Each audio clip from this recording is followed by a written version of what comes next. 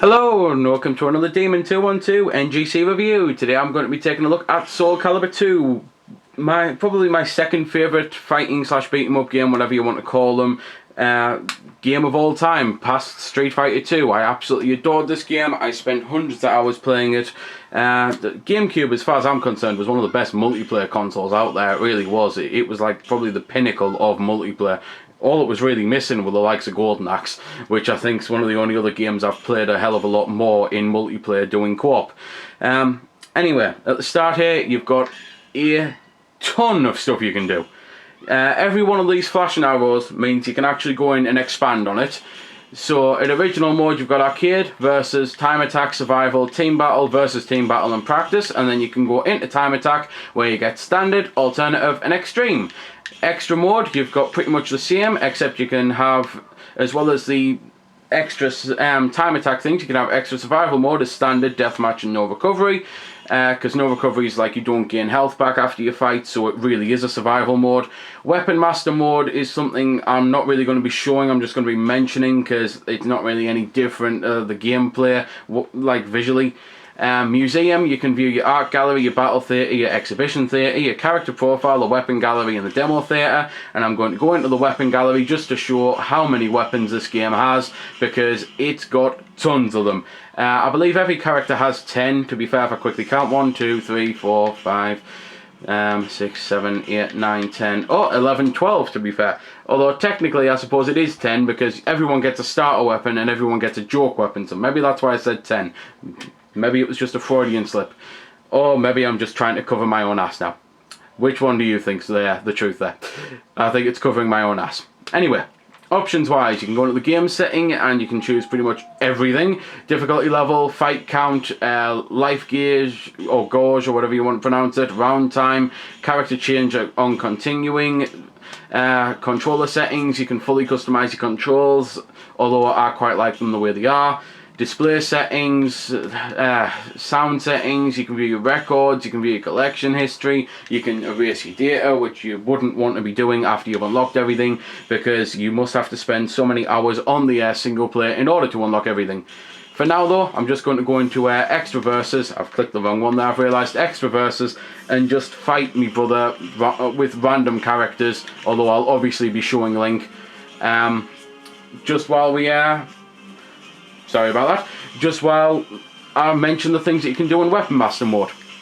So, obviously, as you can see here, you've got a load of different characters you can choose from. Some are good, some are bad, some are pointless, like Charade, which is basically like a random. Only you always play Charade, but you don't always have the same move set, and you don't always have the same weapons, so again it's basically like a random, so I find him pointless. Lizard Man is basically a Sophie or Cassandra style clone, so I think he's pretty pointless. Assassin's pretty much a Young Sun clone, so I think he's pretty pointless, and Berserker's pretty much Astaroth clone, so I think he's pretty pointless. Everyone else though, they've all got a point, they've all got a reason, they've all got a want for being there. Including Link, because the whole point was every console got an exclusive character, and the GameCube got Link, which is both a great thing and a bad thing.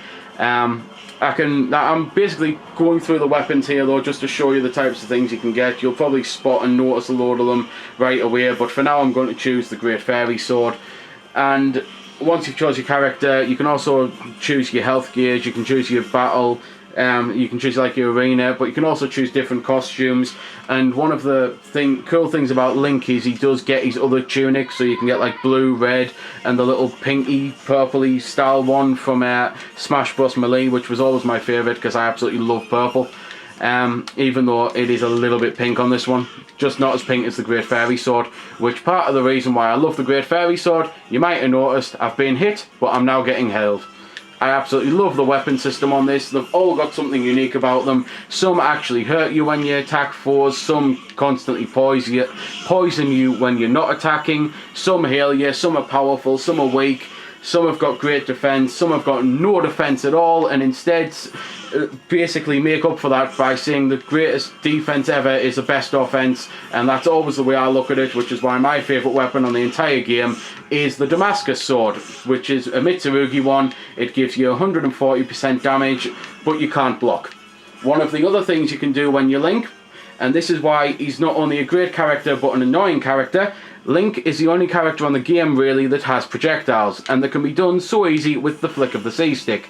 He's got a boomerang, bow and arrow, and bombs, and it's really annoying because it's quite cheap, because you can then wait until someone comes up to you, because obviously you're doing projectiles, you can then grab them and do that. And the problem with that move is, and I'll try and set this up, but I bet you I feel, if you stand right near the edge, then you can actually use that grab to pretty much get an instant ring out. So I bet you this messes up, but here we go, and there we go. So I absolutely hated Link, and I hated me mate for playing as him, because unless I was a fast character, I couldn't really dodge his projectiles, and then once I got close to him, he used to always sucker me in and just chuck me out the ring. So much so that me and my brother used to jokingly say, well, it's not real victory because you didn't kill him, you just threw him out the ring. But joking aside, ringing out is still a way to win the game, so sometimes you want to be able to do moves like kicking your opponent, but mainly you just want to kick the crap out of them, especially because not every arena can actually have a ring out on, because some have walls. As you might see, I've chose the Damascus sword. You obviously wouldn't be able to tell that, but I've also made me brother choose someone who not only looks graphically cool, but has a decent joke weapon, as it's just basically an ore. As I say, they all have a jokey style weapon. Some of them have fake swords. Link has a bug net, which is quite cool. And gameplay wise, as a fighting game, it's just absolutely fantastic. The combat is great. The combos that you can do and the moves that you can do are just fantastic. Some of them are visually spectacular. Some of them are just really cool because of the end result and the fact that you can actually properly stab and skewer people or rip them to shreds almost and chuck them apart. It's just great, really. Obviously there isn't any real limb dismemberment, you just have to basically kind of imagine it on those moves, but Voldo, if memory serves, can just like slice and dice almost. And it also starred Yoshimitsu, the game, another famous fighter from the Tekken series basically. He was put into this and he's pretty decent. I used to like him on Tekken, so I'm glad he was on this as well. But there's nothing really else I can do other than say that graphically it looks... well, it looked fantastic. It now is starting to show its age, and musically it sounds great, so I'll just let you listen to a bit of the music while I have another fight, and I'll try and, to be fair, choose someone who's got some decent weapons. So there we go, I'll go for Astaroth with his nice collection of huge axes.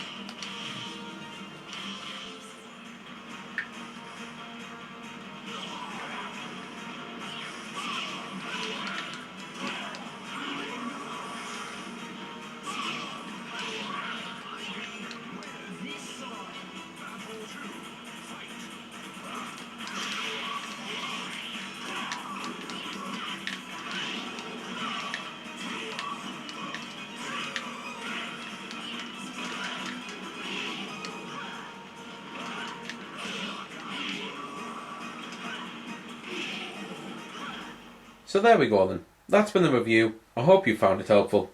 I don't score the games because that's based purely on opinion, so instead I'll leave you to make your own mind up. So thanks for watching, and if you've got any questions about the game that I didn't answer in the vid or that hasn't been answered in the comments, then feel free to ask and I'll help if I can.